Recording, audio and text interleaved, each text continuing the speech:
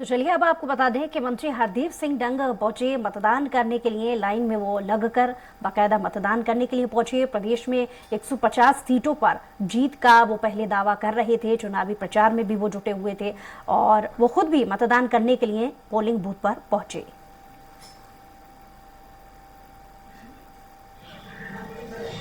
सुबह 7 बजे से मतदान शुरू हो गया है और मतदाताओं में भारी उत्साह देखने को मिल रहा है। आप देख सकते हैं लगातार लाइनों में लग के नए मतदाता जो है मतदान कर रहे हैं। सुवासरा विधानसभा से भाजपा प्रत्याशी और मध्य प्रदेश सरकार के मंत्री हरदीप सिंह डंग अभी लाइन में लगकर वोट करके बाहर आए हैं। हम बात करते हैं कि किस तरह से मतदान प्रक्रिया चल रही है और कितने आश्वस्त हैं आज के मतदान को लेकर। मंत्री जी, मतदान चल रहा है, लगातार भाजपा अपनी रणनीति पे काम करती आ रही थी, कितने आश्वस्त हैं मतदान को लेकर?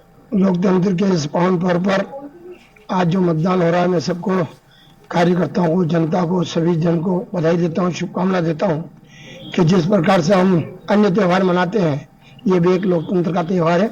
इसमें जो अपनी भागीदारी सब यहाँ पर आकर कर रहे हैं और मेरा मानना है कि जो उत्साह, उमंग और उल्लास जो कार्यकर्ताओं में, जनता में नजर आता है, तो उसका एक ही कारण है कि जो भारतीय जनता पार्टी द्वारा जो विकास के काम, जनहितैषी जो काम कराए गए हैं, और ये कह सकता हूँ कि सुवासरा विधानसभा में तो रिकॉर्ड तोड़ विकास के काम हुए। चंबल का पानी खेतों पर आना, बहनों को लाडली बहना का लाभ मिलना, तो ऐसे कई काम हुए। तो आज उत्साह है और मतदान बड़ा उत्साह के साथ कर रहे हैं। तमाम दल अपने अपने विकास और अपने अपने दावों को लेकर क्षेत्र के बीच में जा रहे हैं। कहीं ना कहीं जनता से इनको उम्मीद है कि जो आज मतदान है वो उनके पक्ष में होगा। फिलहाल अभी दोनों ही दल अपनी अपनी जीत का दावा कर रहे हैं, लेकिन आने वाले परिणाम तय करेंगे कि ये जो मतदान हो रहा है ये किसके पक्ष में जाता है। मंदसौर से बलवंत भट्ट।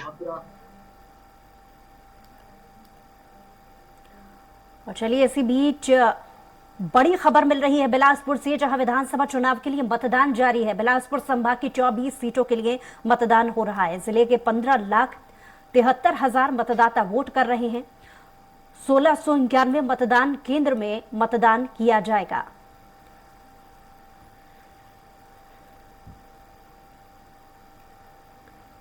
तो बिलासपुर में मतदान करने के लिए काफी संख्या में सुबह से ही लोग कतारों में लगे हुए हैं, मतदान करने के लिए पहुंच रहे हैं।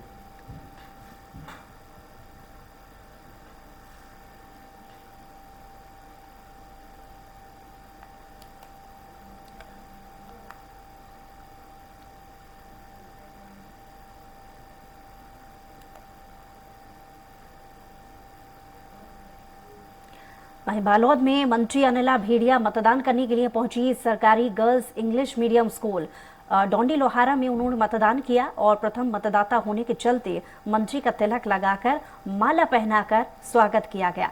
मंत्री अनिला जिस स्कूल में पढ़ी हैं उसी स्कूल में मतदान करने के लिए वो पहुंची और क्योंकि वो पहली मतदाता थी तो उनका बाकायदा स्वागत किया गया। और ये उस वक्त की तस्वीरें जब वो मतदान करने के लिए पहुंची।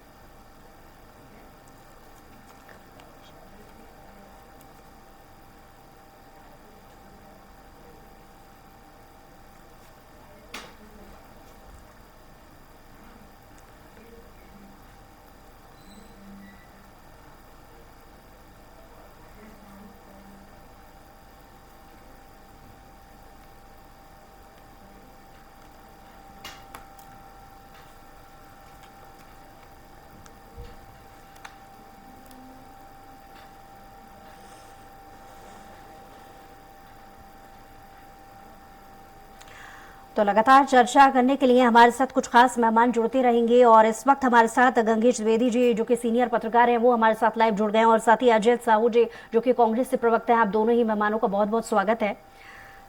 सबसे पहले अजय जी आपके पास आऊंगी। आज वो दिन है जहां मतदान किया जा रहा है। इतने समय जो इतनी कड़ी मेहनत पार्टी की तरफ से की जा रही थी उसकी आज परीक्षा का दिन है। एक छोटा सा रिएक्शन इस पर।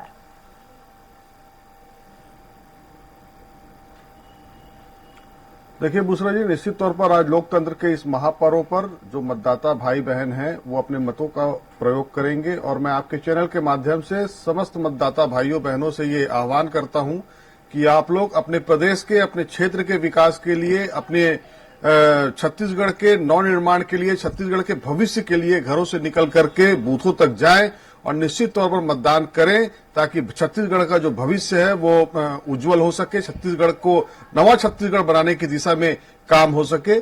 कांग्रेस पार्टी की सरकार ने पिछले 5 वर्षों में जो काम किए हैं, बुसरा जी, हम मतदाताओं के पास हमारे किए हुए काम को लेकर के गए थे। लोकतंत्र की यही खूबसूरती है कि जब कोई सरकार सत्ता में आती है और 5 वर्ष काम करती है तो जनता हर 5 साल में उस सरकार की कॉपी की जांच करती है और उसे सर्टिफिकेट देती है। बार बार डिबेट्स में मैं ये कहता था कि हमें जनता के सर्टिफिकेट की आवश्यकता है, भारतीय जनता पार्टी के सर्टिफिकेट की आवश्यकता नहीं है। तो निश्चित तौर पर आज वो दिन है कि छत्तीसगढ़ की जनता हमारे किए हुए जो काम है, हमारी जो कॉपी है, उसको जांचने का काम कर रही है और हमें पूरा विश्वास है कि इस बार फिर हम 75 पार के साथ सरकार बनाएंगे और छत्तीसगढ़ की जनता हमें जनादेश स्वरूप आशीर्वाद प्रदान करेगी।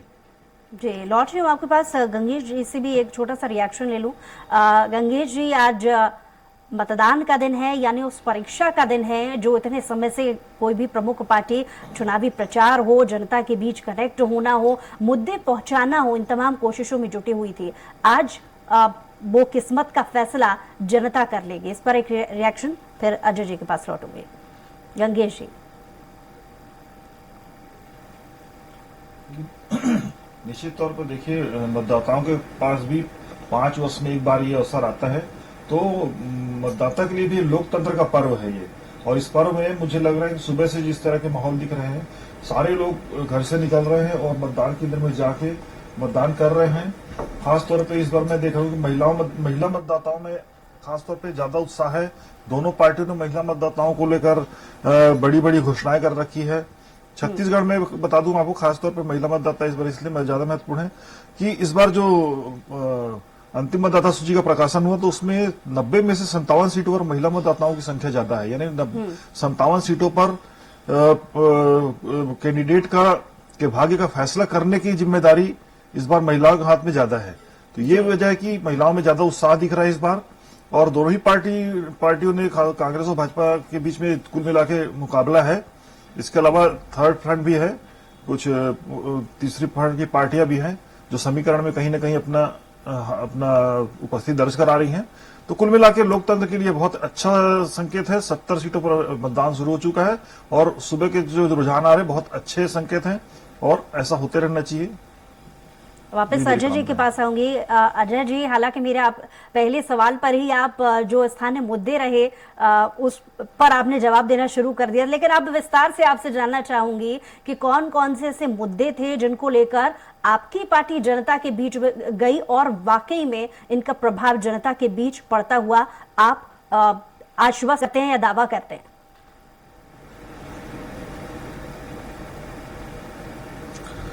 देखिए बुसरा जी, छत्तीसगढ़ में 2018 में सरकार आई तो छत्तीसगढ़ की बेरोजगारी दर 22% थी।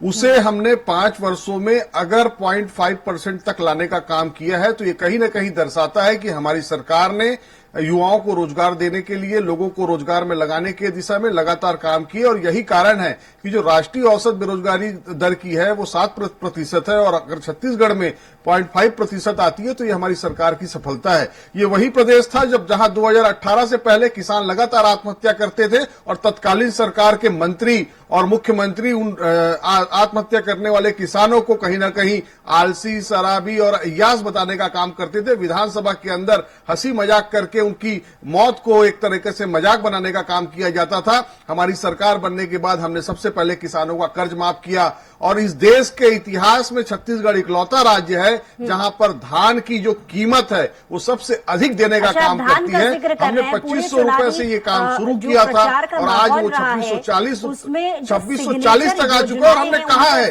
कि 3200 रुपए मिलेगा जो हिंदुस्तान में कहीं नहीं, कोई राज्य नहीं देता है। अजय जी, आप धान की खरीदी को लेकर के जिक्र कर रहे हैं। हमने पूरे चुनावी प्रचार के समय में देखा कि कांग्रेस पार्टी अपनी सिग्नेचर योजनाओं का जिक्र अपने चुनावी प्रचार में भी करती आई है और इसकी पहले से तैयारी भी काफी समय और पहले से ही नजर आने लगी थी। हालांकि एंड वक्त पर जब चुनावी प्रचार में बीजेपी भी कहीं पीछे नहीं थी, प्रधानमंत्री भी आए, उन्होंने चुनावी प्रचार किया, जो जवाबी हमले एन मौके पर होने लगे थे क्या सिग्नेचर योजनाओं को दबाने का काम या कहीं न कहीं प्रभाव डालने का काम बीजेपी कर पाई है? क्योंकि सिग्नेचर योजनाओं का जो कसीदा है वो कांग्रेस इस तरीके से दम भरती आई है कि फुल कॉन्फिडेंस वो नजर आई है कि असर उनकी बातों का कम, आपकी योजनाओं का ज्यादा होगा।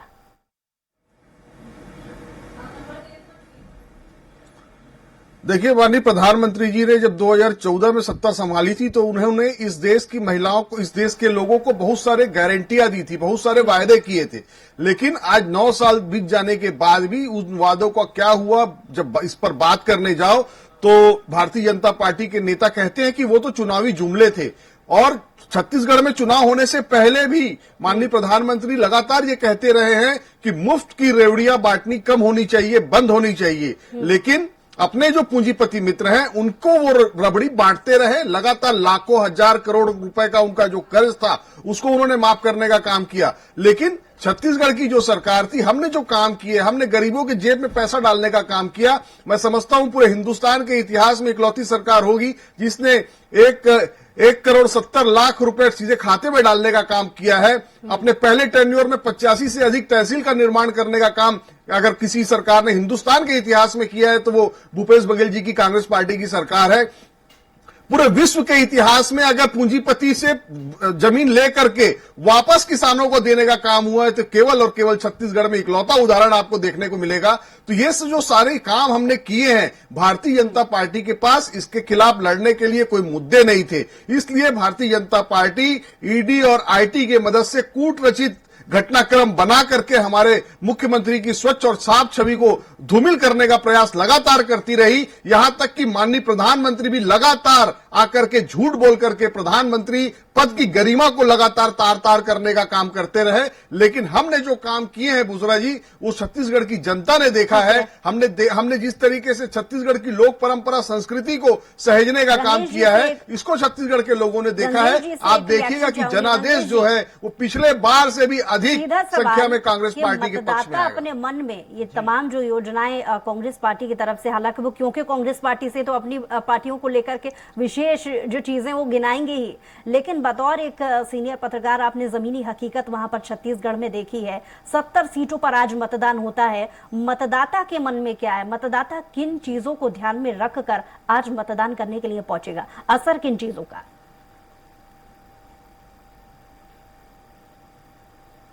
देखिए, मतदाता अभी साइलेंट है मेरे हिसाब से, क्योंकि जो पिछले 10-15 दिन में प्रचार चला है दोनों पार्टियों का, मतलब एक तरह से रेस चली है सही मायने में देखा जाए तो।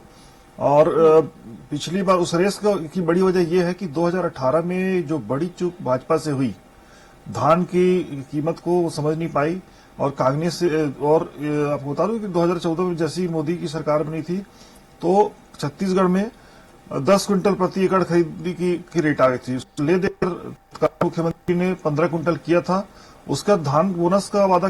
चलिए लौटूंगी आपके पास, हम सीधे लिए चलते हैं आपको इंदौर। छोड़ दिया था, तब भारतीय जनता पार्टी के कार्यकर्ता जनता की सेवा में लगे रहे।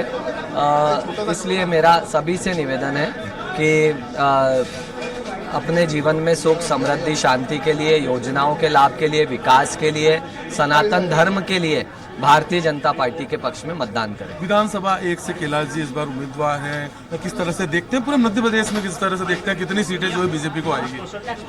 मध्य प्रदेश में 150 से ज़्यादा सीटें हम लोग जीतेंगे और विधानसभा 1 से 1 लाख वोटों से हम लोग जीतेंगे।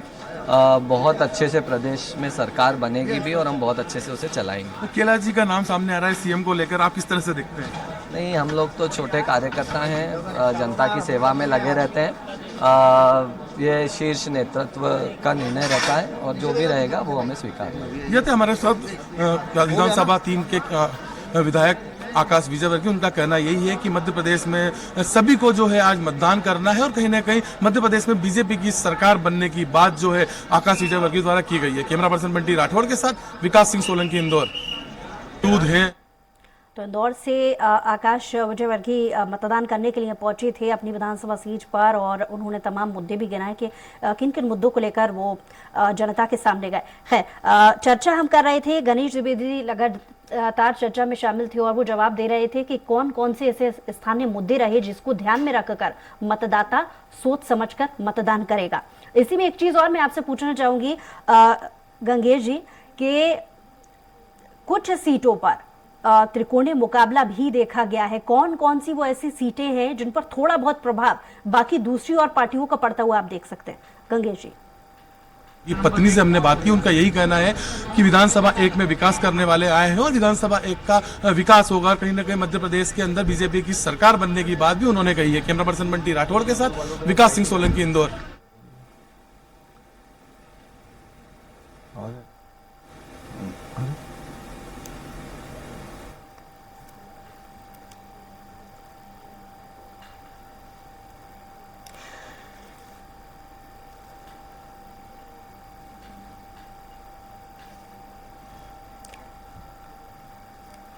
तो इंदौर से हमने आपको एक बार फिर से तस्वीरें दिखाई कि किस तरीके से मतदान करने के लिए जो नेता हैं वो भी पहुंच रहे हैं। आकाश विजयवर्गीय भी पहुंचे थे और किस तरीके से उन्होंने मतदान किया और कौन कौन से मुद्दे हैं जो उन्होंने जनता के बीच पहुंचाए। गंगेश जी, जैसा कि मैं आपसे सवाल पूछ रही थी कि कुछ ऐसी भी सीटें हैं जहां पर त्रिकोणीय मुकाबला हो सकता है और ना भी बहुत ज्यादा कॉम्पिटिशन हो तो वोट कटने जैसी राजनीति का प्रभाव जरूर कुछ इलाकों में पड़ा होगा, वो कौन कौन सी ऐसी सीटें? गंगेश जी, देखिए, वही बता रहा था आपको पे 13 सीट ऐसी है जिसमें कांग्रेस के बागी खड़े हुए हैं और ज्यादातर सीटों में खासतौर पर जनता कांग्रेस जो लगभग 5 साल के आसपास निष्क्रिय थी, अचानक चुनाव के ठीक 15 दिन पहले उन्होंने आश्चर्यजनक रूप से 87 सीटों पर प्रत्याशी खड़ा किया है। ये सारी जगह चर्चा का विषय है कि आखिर उनके पास ऐसा क्या जादू का चिराग हाथ में आया कि इतने सारे प्रत्याशी एक साथ खड़े कर दिए। उसका उनके जो अध्यक्ष है वो हेलीकॉप्टर में घूम रहे हैं। तो ये एक बड़ा सवाल यहाँ जनता के मन में भी घूम रहा है। लेकिन उसमें जो नुकसान करने वाली बात है, जो त्रिकोणीय मुकाबले वाली वो बात यह है कि ज्यादातर जगह पे जो बागियों को लोगों ने स्थान दिया है वो कहीं ना कहीं कांग्रेस की नुकसान पहुंचाएंगे। जैसे बता दूं आपको, लोरवी सीट पे अरुण साव भाजपा से हैं और वहां पे थानेश्वर साहू कांग्रेस से हैं, लेकिन वहां पर राकेश सी बैस जो वहां के जिला अध्यक्ष थे उनको वो बागी हो गए। तो जैसे जी ने वहां पे टिकट दिया, अभी ये आलम है कि वहां पर मुकाबला जो है अरुण शाह और राकेश बैस के बीच चल रहा है। कांग्रेस वहां पे तीसरी पोजीशन में आ गई, ऐसा वहां की चर्चा हो रही है, क्योंकि पुराने नेता रहे वहां के लंबे समय से, कहीं ना कहीं उनके समर्थक भी रहे होंगे। तो कहीं ना कहीं यहाँ पर कांग्रेस से भी चूक गई है। और अरुण साव के बारे में भी ये बोला जा रहा है कि हालांकि वो भाजपा के अध्यक्ष है, लेकिन मतलब इतना कांटे का मुकाबला है कि कह पाना मुश्किल है कि अरुण साव जीत पाएंगे या वो राकेश सी बैस जीत जाएंगे। ये वाली स्थिति आ गई है। इसी तरह आप कोटा में देखेंगे, कोटा में त्रिकोणीय मुकाबला है। कोटा में रेणु जोगी के अलावा वो बात और है, आपने पहले मुद्दे वो गिना दिए कि कौन कौन से मुद्दों को लेकर कांग्रेस जनता के बीच गए, लेकिन ये भी विश्लेषण करने वाली बात है कि कौन कौन सी पार्टी थोड़ा बहुत भी अगर प्रभाव डाल पा रही है वोट परसेंटेज पर, तो ये चिंता का विषय है। आम आदमी पार्टी अलग से इस बात का दावा करती है कि इस बार प्रभाव जरूर देखा जाएगा। हालांकि वो भी बात अलग है कि कांग्रेस आश्वस्त नजर आती है हर बार जब भी ये सवाल पूछा जाता है कि छत्तीसगढ़ में कांग्रेस की क्या स्थिति है। तो गंगेश जी की बात पर आप क्या रिएक्शन देंगे?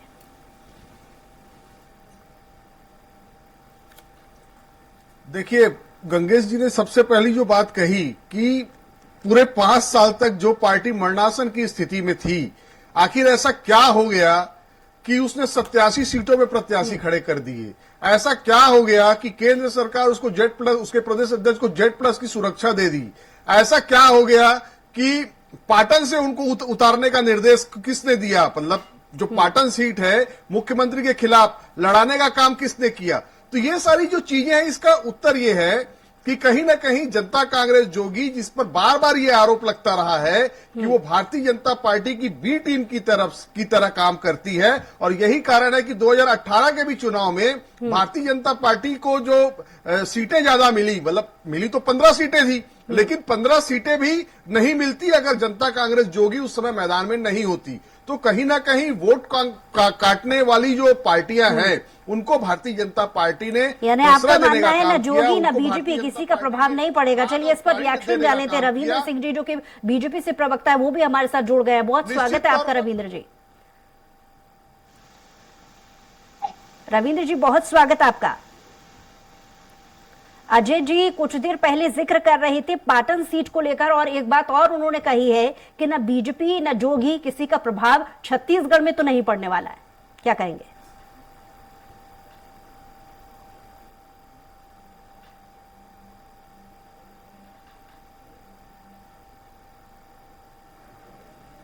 रविंद्र जी से संपर्क नहीं हो पा रहा है, हालांकि इस पर रिएक्शन गंगेश जी से मैं चाहूंगी।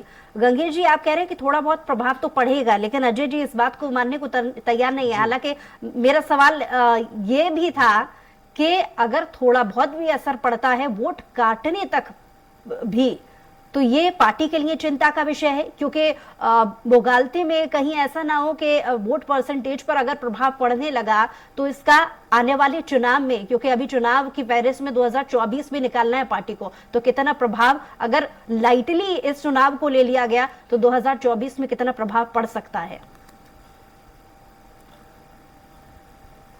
गंगेश जी। नहीं, मुझे नहीं लगता कि बहुत कांग्रेस को लाइटली ले रही है, क्योंकि जिस तरह से भूपेश बघेल जी का मूवमेंट है उससे मुझे कहीं नहीं लगता कि कोई लाइटली ले रही है। भूपेश बघेल जी ने अपने कार्यकर्ताओं को पूरी जिम्मेदारी सौंप के वो प्रदेश के दौरे पे निकले। खासतौर पर अगर पाटन की बात मैं करूं तो पिछली बार जनता कांग्रेस के एक प्रत्याशी, सामान्य प्रत्याशी ने लगभग 13,000 वोट हासिल किया था वहां पे। अमित जोगी वहां पे जो उतरे हैं उसके पीछे का मकसद बता रहा हूं मैं। वहां पर जो खासतौर पे सतनामी समाज के और एससी समाज का जो वोट है और आदिवासी वोट, इन पे उनकी नजर है और इसी को लेकर वो फोकस कर रहे हैं। तो उसमें ये कैलकुलेशन आ रहा है कि अगर उनका एक सामान्य प्रत्याशी का 13,000 वोट वहां काट सकता है, और उसमें देखिए सतनामी समाज के लगभग 29,000 के आसपास वोटर्स हैं और लगभग 10-12,000 के आसपास आदिवासी हैं। इनके बीच ये माना जाता है कि इनका जो झुकाव रहता है जनता कांग्रेस की ओर रहता है। हालांकि पिछली बार जोगी जी जिंदा थे, उनका एक प्रभाव क्षेत्र था, पुराने कांग्रेस के पुराने नेता रहे हैं वो। इस बार जोगी जी नहीं है, तो लेकिन कहीं ना कहीं जो अमित जोगी वहां उतरे हैं उसका मकसद वही है कि इस तरह से 12-15 हजार सीट वोट डैमेज करके कहीं ना कहीं नुकसान पहुंचाया मुख्यमंत्री जी को। लेकिन अभी तक का जो ट्रैक रिकॉर्ड रहा है उसमें केवल एक बार को छोड़ दिया जाए 2008 के चुनाव में, तो लगातार वो भूपेश बघेल जी वहां से जीतते रहे हैं और विजय बघेल जी को पराजित करते रहे हैं। तो ऐसे में वहां पर इस बार जैसा अभी तक का सीन दिख रहा है। दूसरा ये भी है कि जो ट्रेंड रहा है अभी तक छत्तीसगढ़ में और एमपी में भी, कि कभी भी कोई मुख्यमंत्री नहीं हारा किसी भी चीज से, कितनी भी बुरी स्थिति रही हो, कोई मुख्यमंत्री इतना आसानी से चुनाव नहीं हारता क्योंकि वो एक चेहरा है। दूसरा सबसे बड़ा हमारे यहाँ तो भूपेश बघेल जी पिछले 5 साल में एक ब्रांड छत्तीसगढ़िया के रूप में अपने आप को स्टेब्लिश कर चुके हैं। लगातार उन्होंने 5 साल जो धान का बोनस दिया है उस पर किसानों के बीच तो उनका भरोसा है, इसमें कोई दो मत नहीं है। उस भरोसे को इतनी आसानी से डिगा पाना कठिन है। तो एक तरह से मुझे लगता है कि वो जो प्रयास है उनके वोटों के मतलब जीत के अंतर को हो सकता है कम कर दे, लेकिन इस तरह से बहुत ज्यादा प्रभाव वहां डाल पाएंगे ऐसा मुझे नहीं लगता है।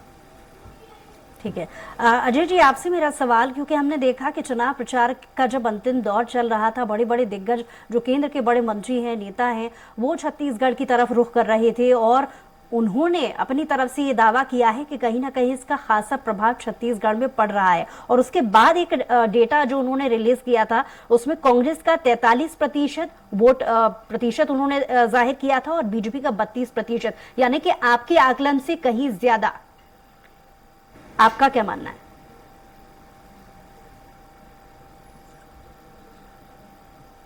देखिए, निश्चित तौर पर छत्तीसगढ़ में 2018 में भूपेश बघेल जी की कांग्रेस पार्टी की सरकार बनने के बाद में छत्तीसगढ़िया लोगों के अंदर एक विश्वास पैदा हुआ है, एक भरोसा पैदा हुआ है कि आज हमारे बीच में किसान का बेटा मुख्यमंत्री है। और जिस मकसद को लेकर के छत्तीसगढ़ राज्य का निर्माण किया गया था, जिस मकसद को लेकर के छत्तीसगढ़ के लोगों ने सपना देखा था, अब वो सपना कहीं ना कहीं अगर शुरू हुआ है तो इसको शुरू होने में 18 वर्ष लग गए। आज छत्तीसगढ़िया आदमी अपने आप को ठगा हुआ महसूस नहीं करता, क्योंकि जब वो कलेक्ट्रेट में सरकारी दफ्तरों में जाता है तो उससे हिंदी में नहीं छत्तीसगढ़िया में बात की जाती है। छत्तीसगढ़ी भाषा को कहीं ना कहीं प्रोत्साहित करने का काम हमने किया। कोविड कार्यकाल के समय जब पलायन करने वाले लोग जब छत्तीसगढ़ लौटे तो हमने जब वो आंकड़े देखे तो वो कम से कम 7.5-8 लाख लोग ऐसे थे जिनकी गणना कभी पूर्ववर्ती सरकारों ने की ही नहीं थी। जब वो लोग वापस आए तो सरकार हमारी नई नई बनी थी। हमारे लिए सबसे बड़ी चुनौती ये थी कि ये पलायन करने वाले जो लोग हैं इनको किस तरीके से रोका जाए ताकि ऐसी परिस्थितियां जब बने तो हमारे छत्तीसगढ़ के लोग सुरक्षित रह सके। तो माननीय मुख्यमंत्री जी ने ये निर्णय लिया। यहाँ पर कमलनाथ मतदान करने के लिए पहुंचे हैं पोलिंग बूथ पर। ये लाइव तस्वीरें आप देख रहे हैं।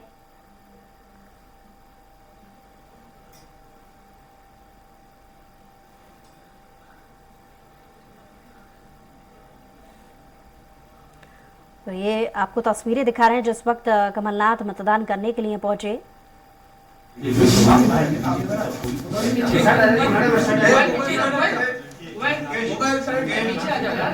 अपने आप में एक नजीर है कि इतनी व्यस्तता के चलते और इतनी काफी समय से जो मतदान करने को लेकर और चुनावी प्रचार को लेकर वो काफी व्यस्त चल रही थी और इतनी थकावट के बावजूद भी चुनावी जो माहौल में वो लगातार बैक टू बैक सभाएं कर रहे थे, इतनी थकावट के बावजूद भी आज सुबह से ही वो मतदान करने के लिए निकल गए और मतदान करने के लिए पहुंचे। एक बार फिर से चर्चा की ओर रुख करेंगे। जी अजय जी, सबसे पहले तो आप अपनी बात पूरी कीजिए।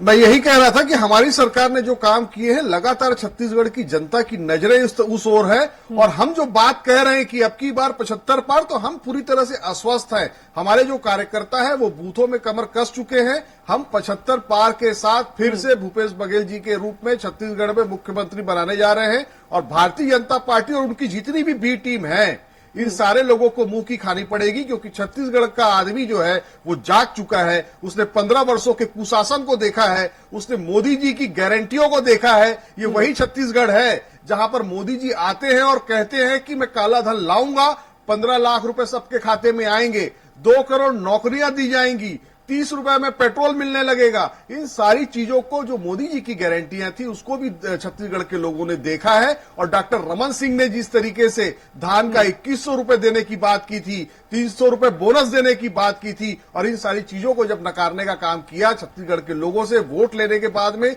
जिस तरीके से उनकी अनदेखी करने का काम किया, तो छत्तीसगढ़ का जो आदमी वो समझ चुका है कि हमारा भविष्य भूपेश बघेल के साथ है, हमारा भविष्य कांग्रेस पार्टी के पंजा निशान के साथ है। आप 3 तारीख को देखिएगा जब मतगणना होगा तो हम भारी बहुमत के साथ छत्तीसगढ़ में सरकार फिर से बनाएंगे। देखिए, इसमें भी कोई दो राय नहीं है कि वोट प्रतिशत को लेकर के जैसा मैं जिक्र कर रही थी, 2013 में भी जब बीजेपी की सरकार थी 41% बीजेपी का रहा था, तो कांग्रेस ने भी 40% था, लेकिन 2018 में वो बढ़कर 43 पर हो गया। यानी कि कांग्रेस ने बहुत अच्छा इंप्रूवमेंट किया था। इसको लेकर के अगर बात विश्लेषण पर हम करें तो प्रभाव जनता पर पड़ा कांग्रेस की नीति को लेकर। इस पर गंगेश जी आपसे रिएक्शन चाहूंगी कि कौन कौन सी वो ऐसी नीति रही जो जनता के बीच इफेक्ट, एक डोज का काम कांग्रेस के लिए कर गई।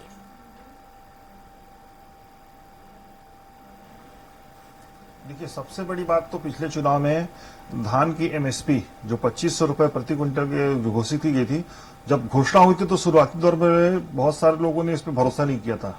लेकिन जैसे ही, और दूसरी बात कर्ज माफी, ये जो दो बड़ा इशू था, इसको लेकर लोग आश्वस्त भी नहीं थे।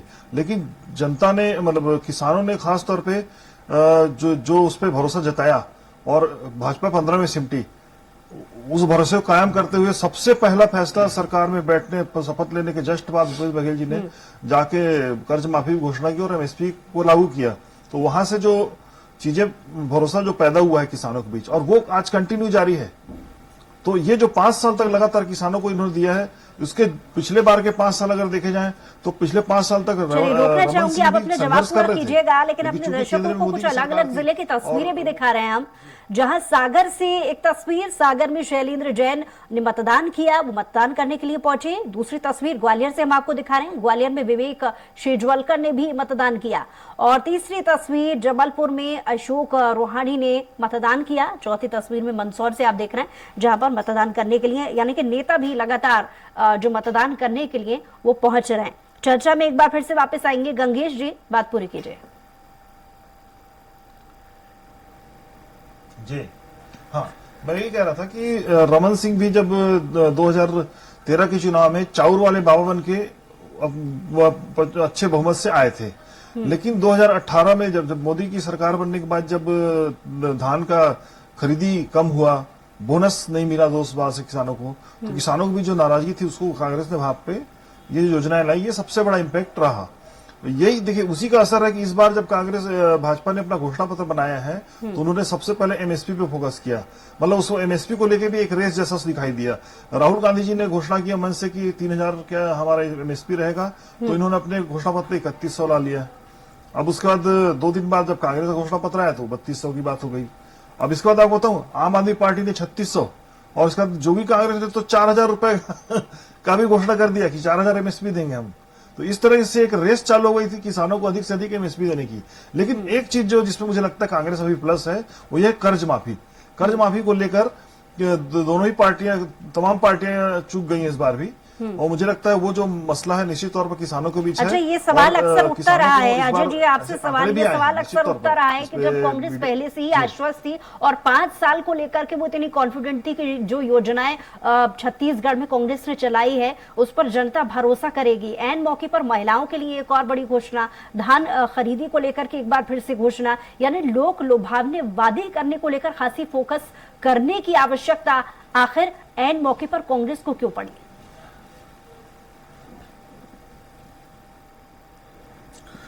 देखिए, लोक लुभावने वादे करने की आवश्यकता कांग्रेस को नहीं पड़ी। कांग्रेस पार्टी ये चाहती है कि छत्तीसगढ़ का किसान समृद्ध हो, छत्तीसगढ़ का गरीब आदमी समृद्ध हो, छत्तीसगढ़ के जो लोग हैं उनका भविष्य अच्छा हो, वो कहीं ना किसी के सामने हाथ फैलाने को मजबूर ना हो। कोई भी व्यक्ति जैसे डॉक्टर रमन सिंह जी के समय में चावल के अभाव में, चाउर वाले बाबा के मुख्यमंत्री रहते हुए चावल के अभाव में जिस तरीके से पंडो जाति के जो बैगा है, जो राष्ट्रपति के दत्तक पुत्र हैं, उनकी भूख से मौत हो जाया करती थी। ये सारी चीजें, ये परिस्थितियां बदलनी चाहिए और हमने इन 5 वर्षों में इन सारी परिस्थितियों को बदलने का काम किया है। हम चाहते हैं कि जो हमारी बहनें हैं, घर की जो गृह लक्ष्मी है, उनके जेब में भी कुछ पैसा जाना चाहिए। अगर ये पैसा जाएगा तो निश्चित तौर पर वो पैसा घूम करके बाजार में आएगा। आपने देखा होगा कि जब कोरोना कार्यकाल चल रहा था उस समय में पूरे देश में मंदी का दौर था, लेकिन छत्तीसगढ़ इकलौता राज्य था जो देश में जीएसटी कलेक्शन में सबसे आगे था। इसका कारण यह है कि हमारी सरकार ने जो किसानों के जेब में पैसे डालने का काम किया, जो लोगों को समृद्ध करने का काम किया, तो वो पैसा घूम करके कहीं ना कहीं मार्केट में आया। तो इस तरीके की चीजें ये हमारे रोड प्लान में है, हमने जो ब्लूप्रिंट बनाया है छत्तीसगढ़ के विकास के लिए, हम उस ओर आगे बढ़ रहे हैं। इसमें लोक लुभावने वादे तो भारतीय जनता पार्टी और दूसरे लोग कर रहे हैं बुसरा जी, जिनको पता है कि हमको वादे पूरे नहीं करने हैं, हम तो जुमला चला रहे हैं। तो जो जुमलेबाज लोग हैं वो लोग इस तरीके की बातें कर रहे हैं। हमने तो 5 साल किया है और आगे और 15 साल करेंगे। अच्छा, आप जिक्र कर रहे हैं कि लगभग हर एक तबके को साधने के लिए, हर एक तबके का ख्याल रखने के लिए योजनाएं उनके हिसाब से चलाई गई हैं। कुछ नए वोटर्स भी इस बार जुड़े हैं जिनकी संख्या काफी ज्यादा है। उनके लिए आने वाले वक्त के लिए, अगर जैसा कि आप कह रहे हैं कि आपकी सरकार ही इस बार रिपीट करेगी, तो कौन से ऐसे वादे हैं जो जनता से आपने किए हैं, नए वोटर्स को भी अगर इंक्लूड किया जाए, उनके लिए क्या नीति अब कांग्रेस की रह सकती है?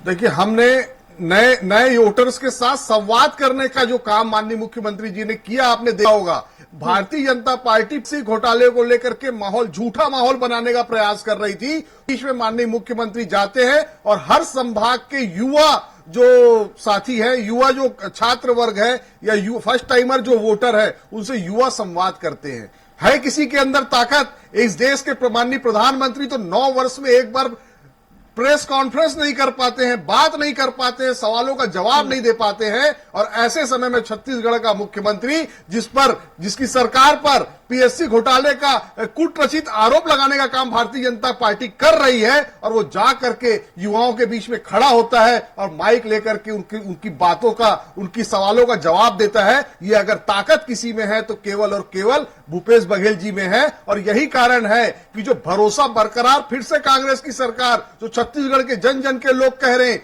युवा कह रहे हैं कक्का अभी जिंदा है, तो कक्का जब तक जिंदा है तब तक किसी को चिंता करने की आवश्यकता नहीं है। हम युवाओं के लिए रोजगार देंगे, बेरोजगारी भत्ता हम दे रहे हैं, और कहीं ना कहीं उनको समृद्ध बनाने की दिशा में हमारी सरकार लगातार काम करेगी।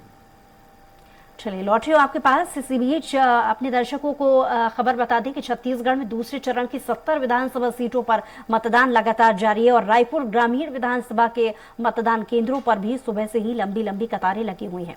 वहीं लोग लोकतंत्र के महापर्व में मतदान बढ़ चढ़कर करने के लिए हिस्सा ले रहे हैं। इस पर स्वराज एक्सप्रेस की टीम भी पहुंची थी। इस पर देखिए खास रिपोर्ट। मध्य प्रदेश के मतदाता भाई बहनों,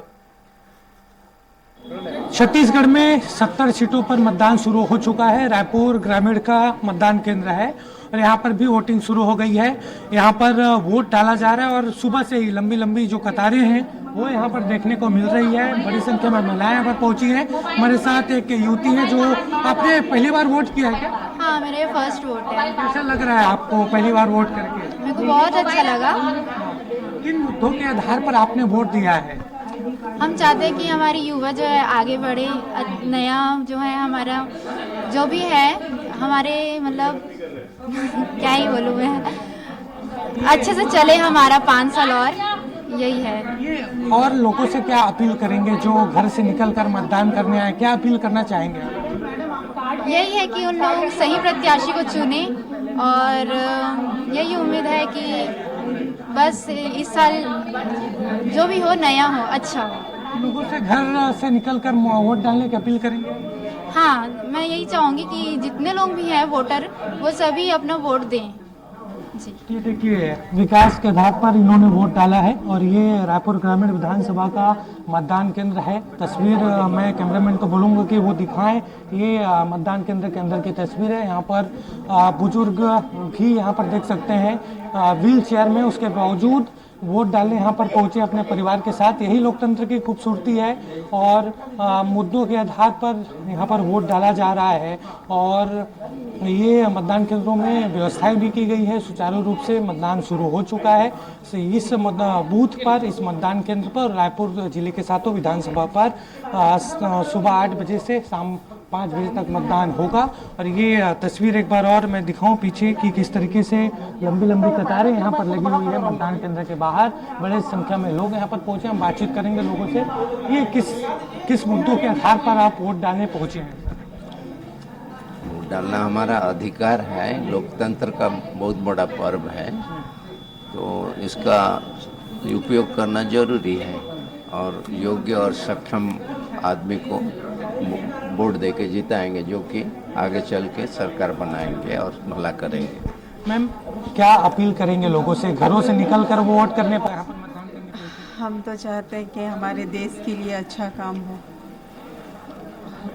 इसके लिए हम वोट देने आए हैं और ये हमारा कर्तव्य है देना। ये देखिए लोग अपील भी कर रहे हैं कि बड़ी संख्या में घर से निकलकर जो मतदाता हैं, जो लोग हैं वो यहाँ पर पहुँचे और इस मतदान केंद्र में महिलाओं की भी बड़ी संख्या है। लंबी लंबी कतारें हैं सुबह से। और पिछले बार भी जब 2018 में विधानसभा का चुनाव हुआ था तब भी इस विधानसभा इलाके में रिकॉर्ड तोड़ मतदान हुआ था। कैमरामैन गणेश निषाद के साथ हेमंत शर्मा, स्वराज एक्सप्रेस, रायपुर। तो 70 विधानसभा सीटों पर मतदान लगातार जारी है। स्वराज एक्सप्रेस लगातार आपको तमाम वो अपडेट दे रहा है कि कहां किस तरीके से मतदान प्रक्रिया चल रही है। काफ़ी संख्या में लोग पहुंच रहे हैं और लगातार हम एक्सपर्ट से और प्रवक्ताओं से लगातार चर्चा कर रहे हैं कि वो कौन कौन से ऐसे मुद्दे थे जिनको लेकर वो जनता के बीच में गए हैं। और आज क्योंकि परीक्षा का दिन है, परीक्षा का दिन इसलिए क्योंकि इतने समय से जो प्रमुख पार्टियां थी वो चुनावी प्रचार में लगी हुई थी, अपनी पार्टी की नीति जनता तक पहुंचाने की कोशिश में जुटी हुई थी। आज जनता फैसला करेगी कि किसे चुनना है।